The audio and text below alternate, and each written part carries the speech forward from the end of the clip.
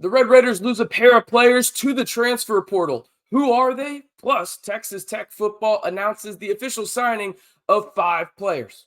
Hey, how's it going, everybody? It's RC Maxfield here for the Back to 12 podcast. And in today's video, we'll break down the 2 players that have officially announced that they will hit the portal for the Red Raiders, and also the 5 players that Texas Tech officially announced that they signed, including the 3 players from last weekend in a wild weekend on the recruiting trail for the Red Raiders, where they got 2 preferred walk-ons that were former 4-star players. We'll talk about that here in just a little bit, but do me a favor. If you haven't already, be sure to like the video and hit that subscribe button. We are giving you 100% free Texas Tech football daily videos. And maybe it won't be football, but it's Texas Tech related all the time, whether that's men's basketball, football, on the hardwood, on the gridiron, off of it, whether it's on the recruiting trail and so much more. Join the most engaging Texas Tech community and the largest Texas Tech community here on YouTube in the Back to 12 podcast channel. All right, let's jump right into this. As the first player that officially announced he will leave Texas Tech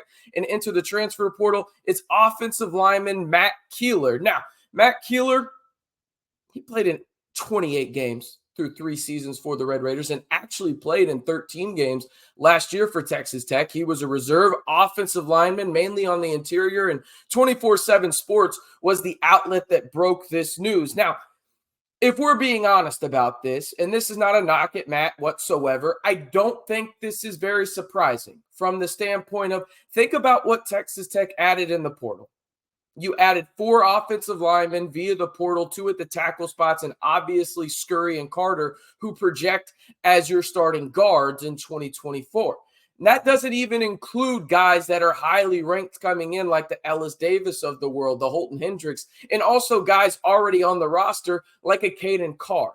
So I get it from Matt Keeler's perspective in the sense of, hey, I don't know how much playing time there is for me here. I want to play football the last couple of years I have available. I'm going to go see my options. So I don't blame him whatsoever, just because of the situation and the need that Texas Tech had on the offensive line that they addressed not only in the high school ranks, but also via the portal. Now, this one may surprise people a little bit.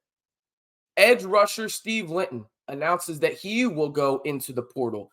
This one, as I said, might surprise some people just for the sheer fact of, I think everybody remembers Linton for that Baylor game where he had 3 sacks. Texas Tech won that game in dominating fashion in Waco. But outside of that, he did not have a sack on the season. Now, injuries were part of that. But coming into the season, I, for one, was high on Steve Linton. I don't think I was the only one, but maybe I was one of the higher ones on him.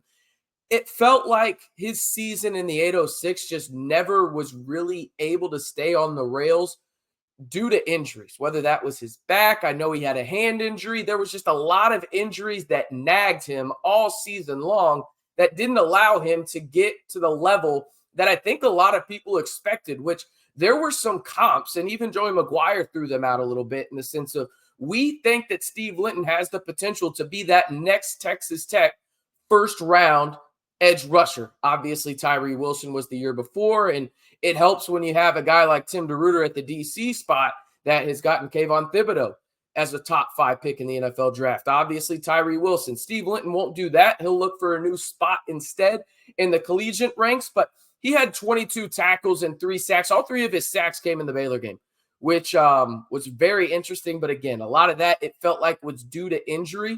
I'm not trying to make excuses for him. When he did play, he did sometimes struggle just getting past the offensive lineman with his speed, which was really one of his traits, and his bendability as well was one of his key traits that Texas Tech pinpointed, but it just didn't work out for him out in the 806. Again, 22 total tackles and 3 sacks, all of them coming in the Baylor game. Now, I will say this. Texas Tech has quite a few young players at the edge spot, albeit unproven, and guys like Joseph Adedire, Amir Washington. I know a lot of Texas Tech fans are excited about Amir for what he did out in the Independence Bowl against Cal, where he just thoroughly dominated, has his Isaac Smith moment almost in a way. And oh, by the way, you get Isaac Smith back next year, that maybe he's not an edge rusher, but he's a guy with his long, rangy athleticism that can help off the edge as well. So there's quite a few guys. I didn't even mention Isaiah Crawford, who could potentially have a role next year as well. The thing is, there's just a lot of unprovenness on that defensive line for Texas Tech. Now, The talent's there. It's just how quickly can they adapt to having a much larger role at the power now 4 level in college football. It's going to be interesting to watch, and probably the one position group I'm most interested to see on the defensive side, just for the sheer standpoint of, as I've said a couple times now, there's not a lot of experience there. The talent's there, just not a lot of experience. All right, a reminder one more time, smash that subscribe button to stay in the know on Texas Tech football all year long. 100% free videos.